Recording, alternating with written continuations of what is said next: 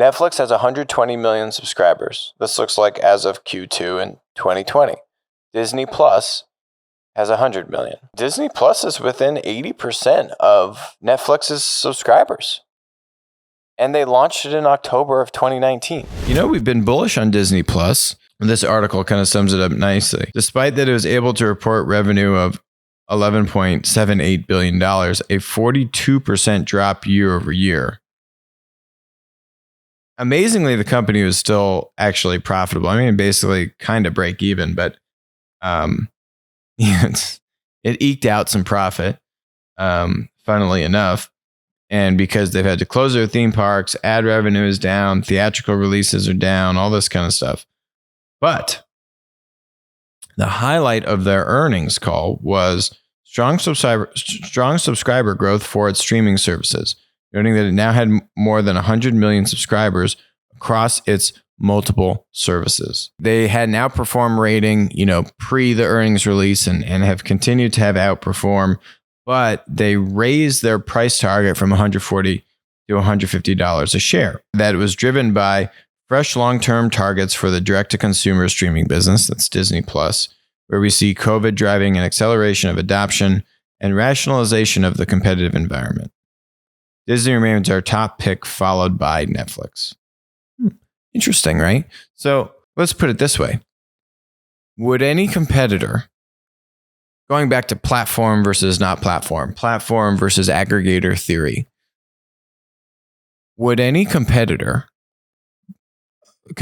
business launched by a strong leading incumbent, right, be able to amass 100 million users? Netflix has 120 million subscribers. This looks like as of Q2 in 2020. Disney Plus has 100 million.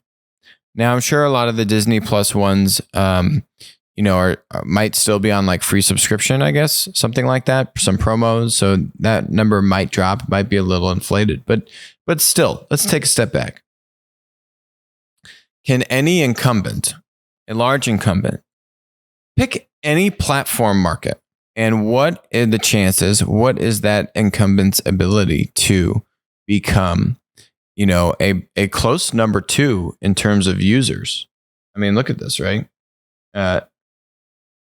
Disney Plus is within 80% of Netflix's subscribers. And they launched it in October of 2019. So in 9 months, an incumbent launches a competitive business. And in 9 months, that incumbent has 80% of the consumers, of the users, as the leading kind of disruptor. In this case, Netflix. Name what platform market, what platform environment is that possible in, right? YouTube, for example. Would any incumbent be able to launch a content platform and within literally less than 12 months come even within, say, 50% of the users as YouTube? No, it's no way is it possible. And we've seen this with Barry Diller's Vimeo, right? Barry Diller understands Vimeo platforms really well. They own Expedia. They launched Tinder, right? Like they own Angie's List and Home Advisor and now Handy. They understand platforms. They got out of the content platform business with Vimeo. Vimeo is now kind of like a SaaS service. The answer is no. In the content industry, I cannot think of anything like this happening. The two examples I would give are content development platform. If you think, one example is Epic with their PC game store to go up against Valve and the Valve's Steam, the Steam kind of PC app store. Think of it just an app store on your computer for video games. Epic was able to basically have similar within like 80% of volume within a year of launching.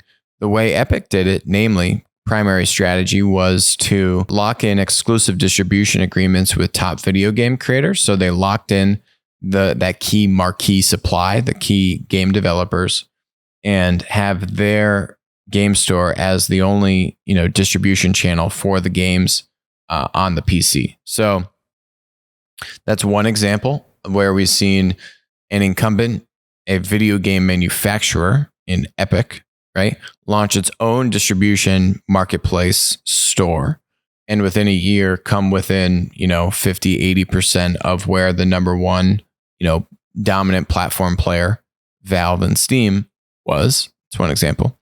Second one would be Walmart and Amazon. Now, that's a much more distant game of catch up, but we're seeing Walmart.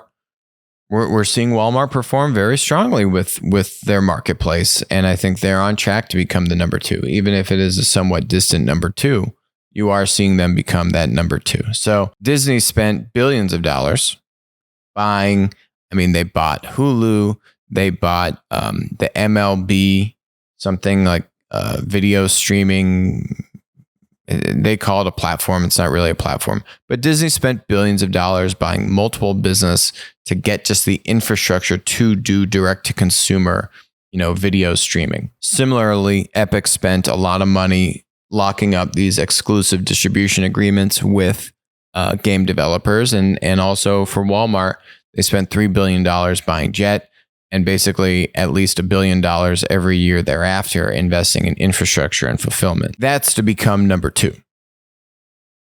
The difference with Netflix versus, say, a YouTube, we've seen YouTube is kind of just in a league of its own.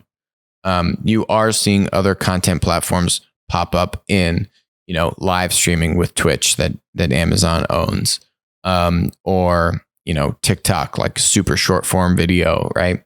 So you're seeing it in different content formats. You're seeing players arise, which you could say, have kind of an adjacency form of competitiveness with YouTube, but that direct competitor to YouTube, we really have not seen. And then the other point on kind of platform versus aggregator is the amount of competitors, right? I don't think Disney is going to be the only competitor direct to consumer, SVOD, subscription video on demand service that gets 100 million subscribers. I think you'll have a third, possibly a fourth. Keep in mind, you got Apple Plus, TV Plus, whatever they're calling it.